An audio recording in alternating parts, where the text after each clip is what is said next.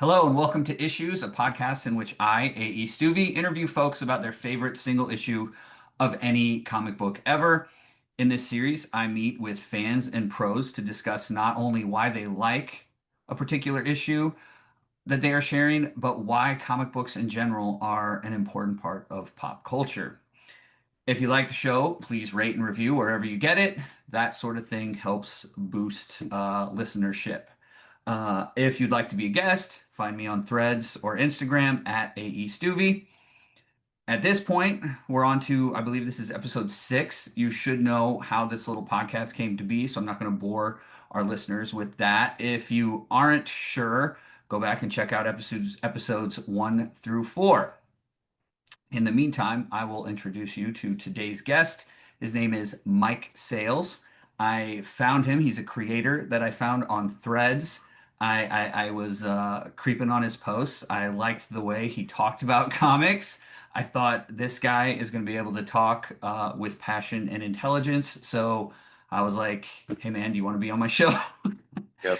And here we are. So, Mike, if you could tell us a little bit about yourself. Yeah, so my name is Mike Sales. I'm a writer here based in Charlotte, North Carolina. Uh, Currently have a comic book graphic novel I just released in March called Disturbing the Peace.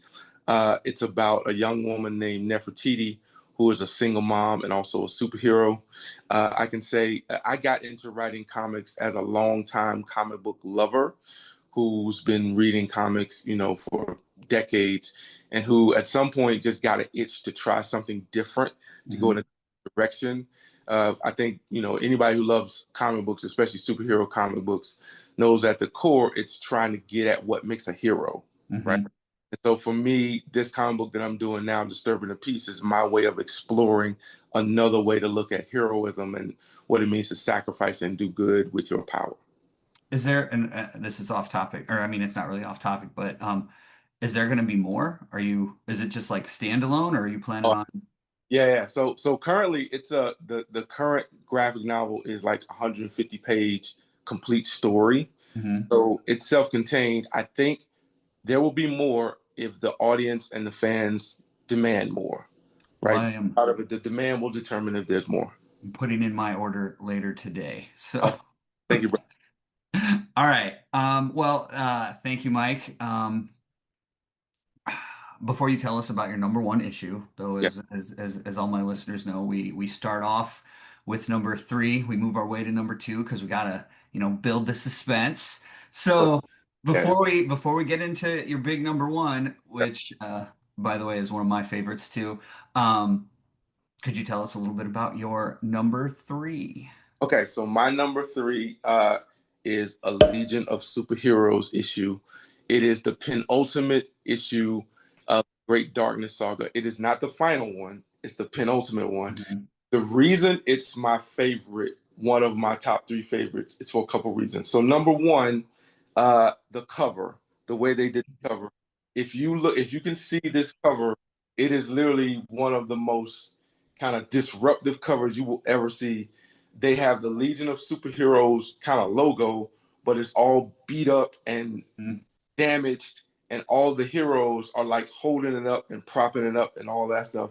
I'm So looking at it right now. It yeah, looks so cool. so like visually it's arresting, and in some ways a lot of these issues that I'm talking about are my favorite because they do things at the time I had never seen done in comics before. So I had never seen a comic book cover where they literally let the artist just blow the cover up and Mhm. blow up the logo, just do what you want to with it. But then also, if you've been following this story along, it captures where the Legion was at that moment in the story. The short version of it is they've been tracking this kind of Dark Lord who they don't know who this person is all over the galaxy, trying to find these talismans that the Dark Lord is using to power up. They're trying to get there before the Lord does, and they never do. They keep losing. So by the Dark Lord's plan is like almost finally put together. The Legion scramble, and like you as a reader who've been following this are disoriented because you're like, what's going on? This is my favorite group. They're losing over and over and over again, which, by the way, I think is a common theme of stories I like, which is to see the heroes lose and then kind Yeah. of pull out a victory at the end. So I love that piece of it. Um, and so the somehow the cover is capturing visually what's happening in this whole story arc, which is just mind blowing. And then also, I just love Keith Given's art from that era. It was just Right. I, art. You know, just like I do, there are certain artists who just capture a story and a title and become like synonymous with that Hmm. title, like George Perez with Wonder Woman, John Byrne with X-Men, so on and so forth. Keith Giffen had become synonymous with Legion and had helped make that thing like one of the most popular comics of the era. So for me, all of that kind of came together in this one cover, and it just blew my mind with where he went with it. Yeah, it's beautiful. Like, I've met people who, they look at like comic book art or like even like cartoon art and they're like, "Oh, I don't know if that's real art." And it's like, "Man, look at this and tell me this isn't like deserving of being like hung up somewhere. This is just the colors and like you Yes. said, everything that's happening in the issue is like reflected in the cover. It's beautiful. It's The, beautiful. the other thing I think also that's a theme with a lot of these comics that are my favorite issues is when you've been reading comic books long enough, you can have over time you've been able to watch almost like the corporatization of comics Hmm. or the I hate to use this word, not it's a strong word, but like Disneyfication of comics in the sense that these comics are very uh valuable IPs now. Hmm. But there are limits on what they're going to let people do with these comics and the logos and the brands and all that stuff. You look at that cover, they let them do whatever they wanted to with the cover. Hmm. Can you imagine somebody taking a cover of an X-Men comic book now and blowing up the X is all broken up and turned to the side and like all of that? Like that's what this cover is equivalent of. It represents artistic freedom to me. Oh, right. You know what I mean? It is visually the storyline too, by the way, but that cover captures almost like what I feel like is the artistic freedom of that era when Hmm. comic books were real popular, but they weren't so embedded in pop culture and they weren't so valuable that people Hmm. could still get away with stuff. Yeah, that makes a lot of sense. Yeah, Yeah. that presents like in DC that they got away with a lot with that cover. Hmm. Yeah. There's no way the big two would do something like this these days. Like, and like on the off chance that they did, we would see it 6 months before it came out, and like when you go to the store, it wouldn't even be a big deal. It'd be Yeah, like, oh yeah, I looked at that. yeah, I do. To your point, that's the other thing I'm noticing as a trend with all of these issues. These were issues that I read when they came out that Tuesday at the comic book store. Hmm. No idea what was coming, so everything was a shock. Hmm. It was And great. decades later, there I can still remember the shock at the stories that came out, which is it's almost impossible for me to be shocked by comic book stories anymore. Like, Hmm. and I want to be shocked, but I'm on the internet all the time, so like just through osmosis, you're gonna get the story or some version of it. So like Yep. that of like shock at artistic freedom, I remember that from that cover in that issue like it was yesterday. Yeah, it's brilliant. Yeah, Um, is there anything that sticks out, particular? I know you touched on it, but is there yeah, anything about the story that really, yeah. really? Um, w- couple things. So one, the shock of the reveal. Hmm. Everybody tries to do like this shocking reveal these days, but it's really hard because of the internet, right? Hmm. And also because to that point, I had been for the most part a Marvel guy. Legion Yeah. was really my introduction to DC. I know that sounds crazy because they had Batman and Superman, but really Legion was my introduction to DC. And so I really didn't know much about Darkseid at that point, right? But like, Hmm. my big cosmic, diabolically evil villain was Thanos. So I Hmm. didn't know Darkseid. So when they did this reveal, I didn't know anything about Darkseid, but even when they revealed him, I was shook because I was like, everybody's scared of this guy. Who's this dude? He is terrifying. He's terrifying. And in the story, when he finally powers up, he's able to basically brainwash an entire planet of Daxamites to be his like soldiers, Hmm. which I never see. Like, it's one thing to see Thanos get Infinity Gauntlet and just through sheer power and all that, blah blah. It's a whole nother thing to get to see somebody enslave a whole planet of basically mini Supermen, like, Hmm. right? Yeah. And then the most, this is why I also love comic books from that era. The most preposterously diabolical moment was when he got those people to reshape the planet to look like his head. This is evil. We I are love it. this is cosmic diabolical evil right here, which is why I come to comics. And it's Yep. so like that was again, if I seen it coming, it would be like, come on, man, really? But like to see that and be like, this dude enslaved the planet of super people, and his first act was to basically get them to reshape the planet and put his face on the surface of the planet. Like that kind of evil. Like sometimes the villain just needs to be just a villain. Like Yeah, we don't need to understand them. They just need to be no, evil. no, And no.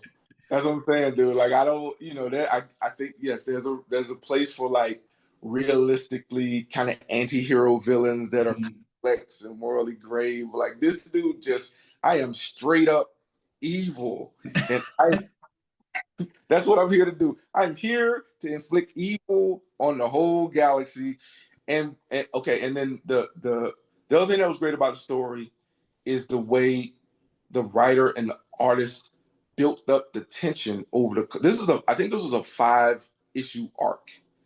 So they held on to the mystery and built up the tension of this reveal Mhm. whole time. And they had this moment in this issue when Brainiac 5 like finally figures out who this guy is. And it was like a classic movie scene where he figures it out and then they cut away from him and they cut to the Dark Lord and the shadows come off and it's like it's Dark Side and like again, I wasn't reading DC back then, but I was shook. But then I stepped back and imagine if you're a longtime DC person and you've been reading New Gods and all of this stuff, and they kept that from you the whole time. That was mind blowing because again, like there was really no evidence really that this is who this was. Mhm.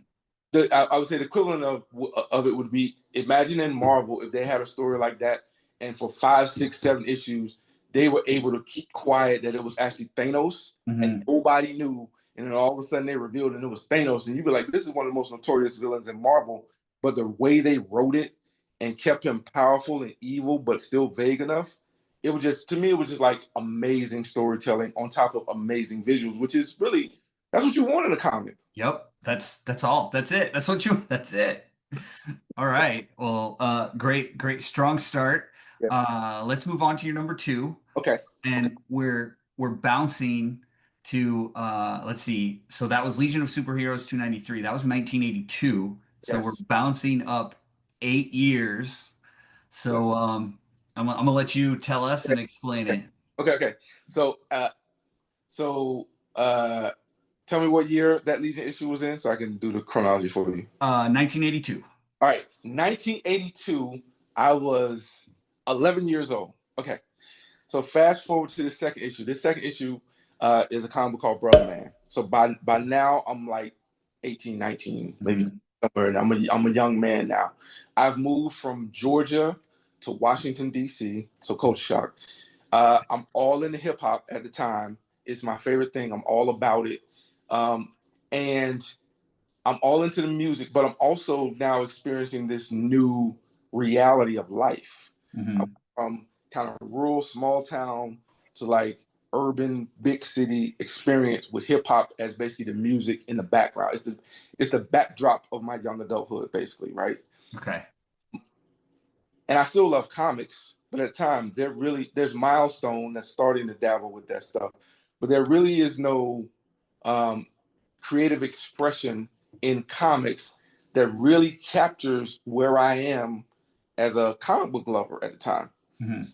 So then this comic book drops, um, and it is visually and storytelling just it captures everything. It's about it's kind of got like a almost like a Peter Parker type of storyline, a regular guy, by day, Anthony Valor, I think he's a lawyer, all that type of stuff. At night, he's like a vigilante that goes and helps people and puts on this costume and all that stuff.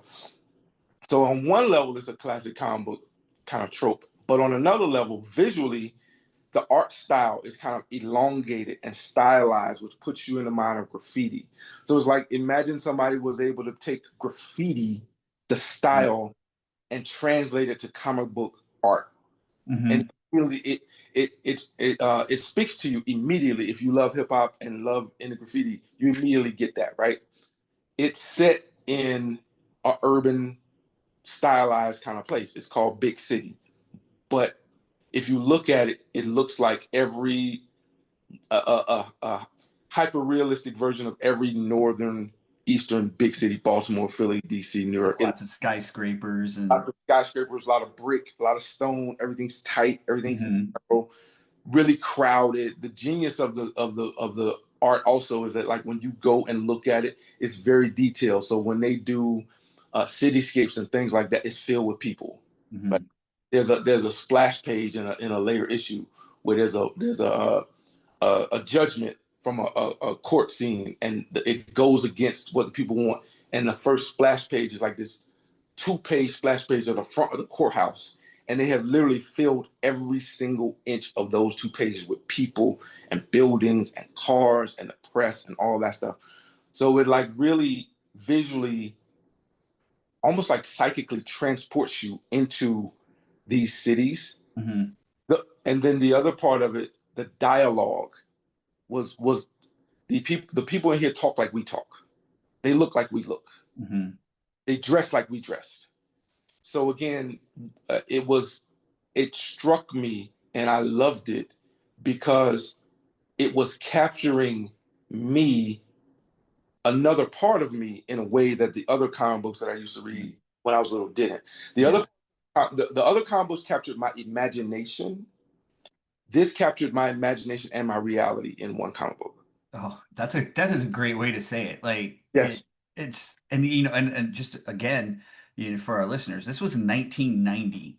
Yes. And while comics I think in general have always like leaned toward inclusion, Yes. um they weren't there in 1990 the way this comic was. Okay, that's an important point to make because here's another distinction. Uh, there were black characters in the comic books that I read from Mhm. Marvel and stuff like that, right? Uh, there was Storm, Mhm. Cage, et cetera, et cetera. In DC, there was Black Lightning, there was Vixen, there, eventually there was John Stewart and people like that, right? Mhm.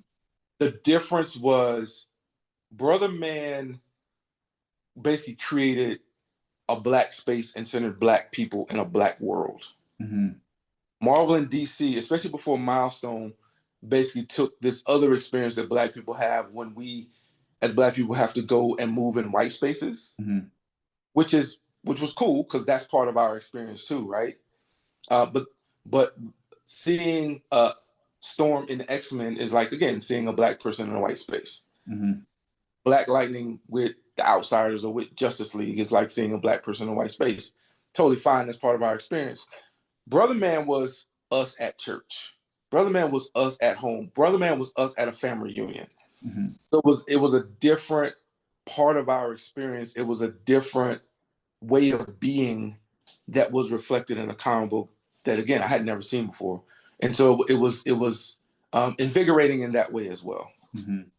Oh, that's a solid choice. And by the way, we just for our listeners again, we spoke about this before recording, but this comic is in the Smithsonian right Yes. now. It is that highly respected um, Yes.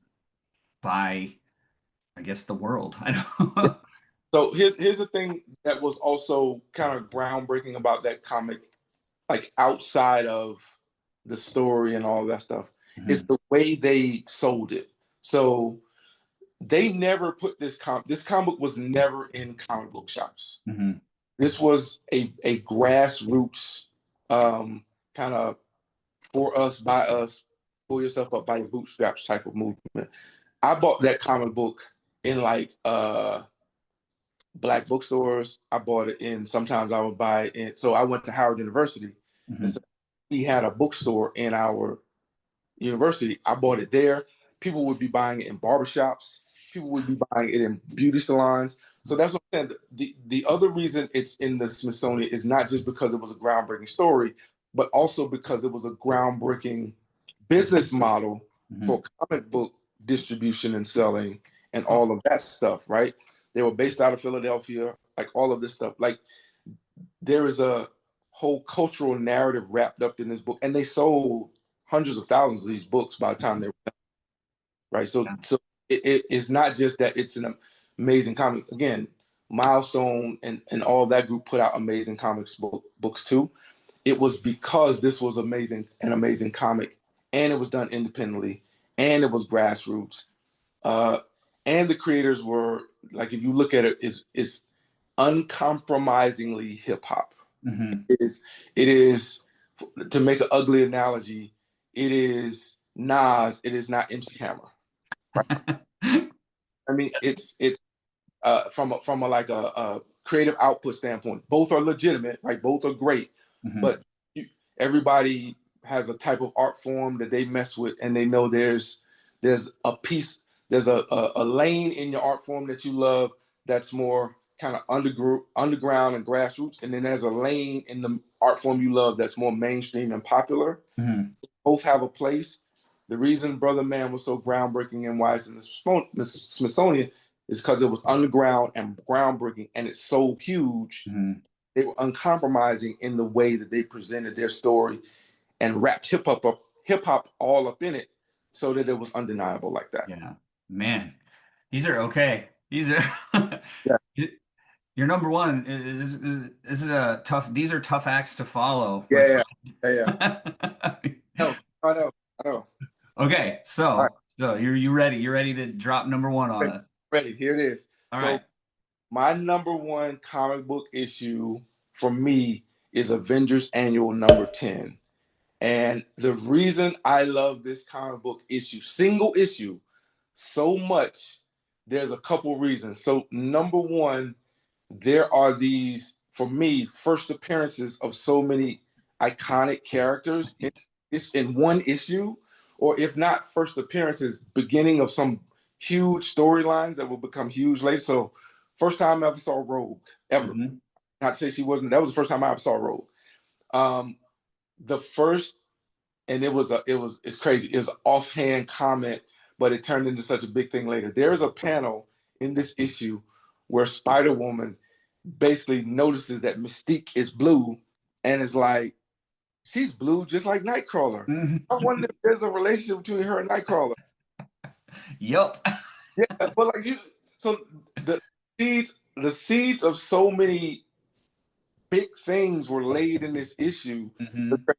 I probably should go back and talk about like the storyline of this comic too. All right. So the storyline is basically, in the past, there had been a situation where Carol Danvers had, so first of all, you got to remember the era that this stuff was in. People would do all this crazy time travel. First of all, Kang slash Immortus is in the backstory. So whenever you see Kang slash Immortus, it's gonna be some ridiculous time travel stuff that's not gonna make no sense. You just got to with it. It's gonna be paradoxical and all. So you just got to rock with it, right? Hmm. Long story short, uh, leading up to this issue, Carol, uh, some kind of way, Immortus slash Kang had gotten tired of being in limbo and put his essence in Carol Danvers. She basically gets pregnant and has a human baby that ages into a grown man in like a day. Time travel shenanigans happen, this, that, blah, blah, blah. Long story short, uh, Carol Danvers and this guy, who is the son of Immortus slash Immortus, has to go back to Limbo. The Avengers like, cool. He love you. You love him. Go back to Limbo. Bye bye. Cool. Hmm. Backstory. This issue starts with, we find out Carol Danvers mysteriously reappearing in San Francisco months later, falling off a bridge and being saved by Jessica Drew, aka Spider Woman. Hmm.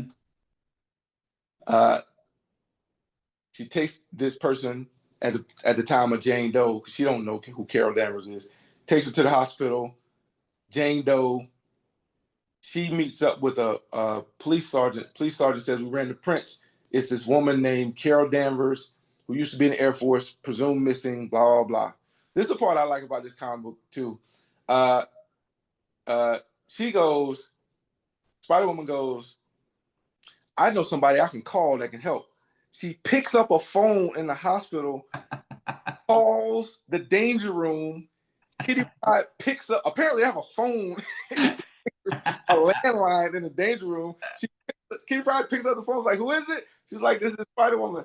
"Oh, you want to talk to Professor X?" "Yeah, let's put him on the line." So she goes and interrupts a danger room, says, like, "Hey, it's Spider Woman on the line." He's like, "Hey, y'all finish up. Let me." I'm like, so like, I love it for that reason, in the sense that like innocent Hmm. nostalgia of how the X-Men used to be before it got blown up and everything's high tech and all that stuff. One, but two, it also reinforces the thing I forget sometimes, which is that, at least especially back then in the Marvel universe, there was this community of heroes. Hmm. X-Men and the Avengers had a Beast at that time was an Avenger, Yeah. right? So there was this cross pollination and this awareness and kind of communal feeling of these heroes, which grounded in a kind of human way, which I Hmm. forget in comic books. So, but that part always jumps out to me, like, man, she picked up a landline in the middle of a hospital. Hello. Anyway, Professor X comes back. He scans her. Was like, "Oh, this is Carol Danvers. We don't know what happened to her." Right around that time, Rogue comes, uh, attacks Captain America, and basically, it just so happens that when Carol Danvers came back from Limbo, this is also when Rogue got her like superpowers. Before, Hmm. this was still people's ability. In this issue, we find out her permanent super strength and all that came when she stole Carol Danvers' powers. When she came, so the whole superhuman, super strength Rogue that we know from X-Men started in Avengers #10. Hmm. The end of the issue, I'm gonna fast forward. When they get to the end of the issue, of course, there's a huge fight and all that stuff. I Because mean, naturally. uh, the art was incredible, by the way. It was this guy named Michael Golden, who I love, Hmm. partially because he does kind of superhero cosmic laser beam stuff really well, but he also does the physicality of a fight. You can see it come across on the screen. Hmm. Um, he also does human emotion really well. So there's points when you see Rogue's expression when somebody blasts her with a beam and she's invulnerable, and like the glee in her face at being able to, like, "You can't touch me. This doesn't hurt me." Right. And she was a bad guy back then. Yes, Yeah. yeah, yeah. Let's say that. Like, the story starts with her throwing Captain America through a plate glass window. Like, that's Hmm. how it starts, right? All of that stuff. Michael Golden's art was incredible. Chris Claremont actually wrote this issue, which I didn't even know he wrote Avengers, but for some reason he wrote this Avengers annual. Um, and the story ends with basically Carol Danvers explaining how she got back from Limbo and basically saying, "Y'all sent me off to Limbo. Y'all Avengers sent me off to Limbo with this guy. I get there, and because of some time travel junk, he gets back there. He ages 100 years in like a week, and so I'm left in Limbo by myself with a dusty skeleton, and I got to figure out how to get back. I get back. Y'all ain't come to see me. Y'all didn't wish me bomb. Y'all, I was basically trapped in Limbo by myself. Had to get back. Y'all supposed to be the Avengers." So there's this rebuke of the Avengers at the end when it's like, y'all. I remember this line, and it informs so much of how I do comic books now. She said, "The Avengers have to be about more than just beating the bad guys. They have Yeah. to take care of people." That was good. That it reminds me, did you watch the X-Men 97, the reboot on Disney, when Rogue takes Captain America's Absolutely. shield? Yes. Absolutely. Yes. Like Absolutely. it's the same concept, right? Like Yes. you got to help people, not just like fight bad guys. Can I just say, can we, you can cut this out if you want to. I have to do just one 15-second tangent. I Go love for it. 97 if for no other reason it finally redeemed Cyclops and Right? like a badass like he's supposed to be. I don't know why so many people hate Cyclops. I think it's because of movies, man. Like, James Marsden's Cyclops was not really the guy that you love, but like X-Men '97 Cyclops was like, yeah, this is a dude who was really raw back in the day. Right. So I follow that guy into war. That guy. I, yes, yes, yeah, that guy Wolverine would follow. That right. guy Storm would follow. That Hmm. guy from the movie Wolverine would not follow that guy. Ain't But nobody following him. Sorry, Marston. oh man, You're great, but I mean, you got the jaw and everything, but I'm not following you. I'm not going to fight no Sentinels with you, bruh. oh my gosh. Oh, well, I gotta tell you that issue, Avengers Annual, I read it on the Marvel Unlimited app, Yeah, and yeah. it's like Chris Claremont, man, when he was in his like golden days, Oh, just oh, like kind of goes back to what you said, how like you could just do whatever, and like and he was like, okay, we'll have this time travel, and this guy will be 100, and yeah, oh, Rogue is now super powerful. Okay, cool. I'm right. yes. Well, so here's the thing that I love about Claremont, and especially when he's really in a groove with his artists, Hmm. he gets the characters right. They're Hmm. distinct. Their motivation makes sense. There's a simple scene towards the end when the fighting is over. They brought Carol back to the mansion, and the Avengers are there too. Spider Woman's there too. They're out by the pool. You know, Claremont would do this every now and then, where he would have the X Men in these like regular people moments, right? Hmm. They're out by the pool and they're talking, and Spider Woman's kind of like, "Do you sure you want to go do this conversation with the Avengers by yourself now that you got your memories back?" And she was like, "No, this is something I have to do myself." And so there's a shot when everybody's just kind of standing around while she's saying that, and you can just sense the like anxiousness that they have as this woman is going back to basically confront Earth's mightiest heroes. Yeah. That they screwed up and let her just prance back to limbo with this random dude that was 3 days old but looked 100. And but like the way Claremont wrote it was so human but still super at the same time. Hmm. Like to your point, man, when that dude was in his golden age, when he was in his groove, like no, like now we go back and read all those old issues, and you got to work through those long captions and like overhead dialogue and all of that stuff. And just read all these long ass captions, but like on the other level, like the way he could just capture characters and moments and Yeah. emotion coupled with this amazing art. Like I said, um, it's my favorite single issue because there was so much emotion that happened from the beginning to the end. There was this incredible art, this incredible action. Dude, there was a scene in this story when the Brotherhood of Evil Mutants, they had paralyzed Iron Man. Like they put this little gadget on his shoulder Yep. to where his armor couldn't move. And then they wanted to break out Pyro and Avalanche and all of them from jail. They took Iron Man in a helicopter and dropped him out of the helicopter and like broke open the prison from the top just by dropping him into the prison. I was like, again, diabolical evil, which I love, Right. but also there was this human aspect to it where it's like, yeah, this is almost like what terrorists would do. They would drop this bomb on a prison Right. versus like what happens sometimes now, which is just like we're gonna walk up to the prison and somebody with cosmic power is gonna just stand in front of the wall, put his fist out, blast a hole in there, and walk in. Yeah. The Brotherhood of Evil Mutants was portrayed like what they were, which is a mutant terrorist group. Hmm. They basically broke into Avengers, uh, broke into Tony Stark's headquarters, immobilized him, stole him, then used him as a weapon to break out the rest of their team from prison. Right. The Like that, audacity.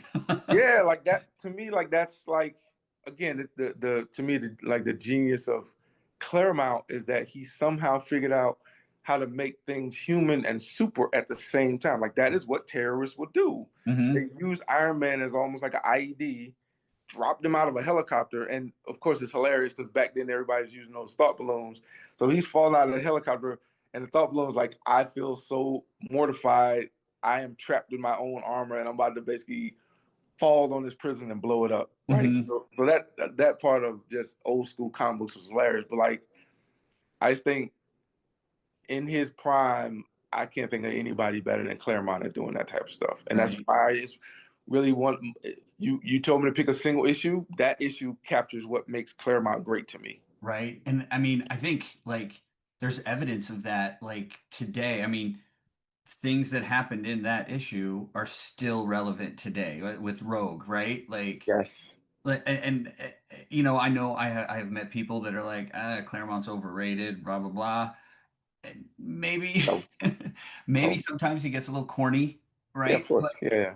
But that's part of the fun, and I love it. And then he does stuff like that where like we're still.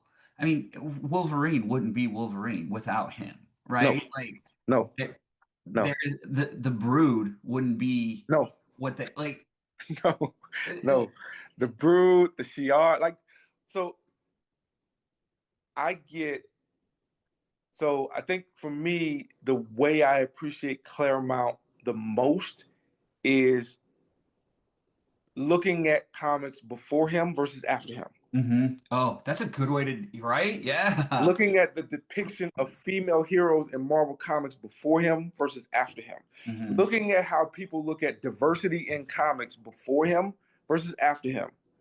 The all new X-Men that they put together, hmm Russian guy, African woman, blue Nightcrawler, like it, but he Thunderbird, which is Native American, like the Yep.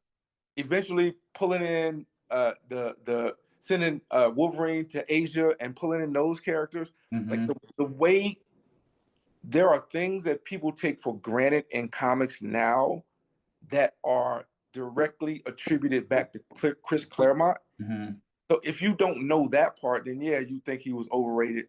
But if read, dude, just read X-Men before he got there. Right? It's not the same. It's not like, I mean, they're fun, but Yeah, no, it's no, just it's not the same. No, he captured magic in a bottle, and like yeah. we're still drinking from that bottle today, and it's him.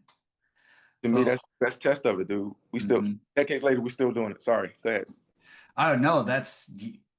Yeah. I was just gonna say you're right. It's because of him that Yeah, it's all even here and what it is, and they're doing all kinds of crazy stuff with it, and yeah, yeah, I was like, I don't know, man, if he's going to be able to talk this issue up more than what he already did with these first yeah, two, but I think you yeah. succeeded. I think you did it. So, thank you very much Of for course, brother. coming on. Yeah, Anything else you want to say before we close it up? yeah. I just want to one really honestly thank you for giving me the opportunity to come over here and just nerd out and talk comics like this. I appreciate it. I want to say for your listeners, again, I want to talk about. I have a comic book out now. It's called Disturbing the Peace.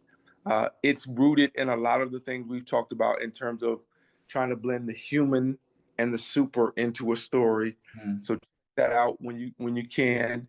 I'm if you see me, you're gonna see you on Threads. So follow me on Threads, follow me on IG. That's where I do a lot of my promotion and talking and stuff. And stay tuned for more things. If you're local in Charlotte, I'm doing appearances here soon, so I'll be posting on that stuff as well. Awesome. And I'll put all kinds of links in the show notes for anybody that's interested. Yeah. And again, thanks for listening. Mike, thanks for coming on. Thanks, brother. And everybody, if you like what you hear, don't forget to, you know, like and review and subscribe. All right. Thanks, All man. right. Thank you. Have a great day. You too. Bye.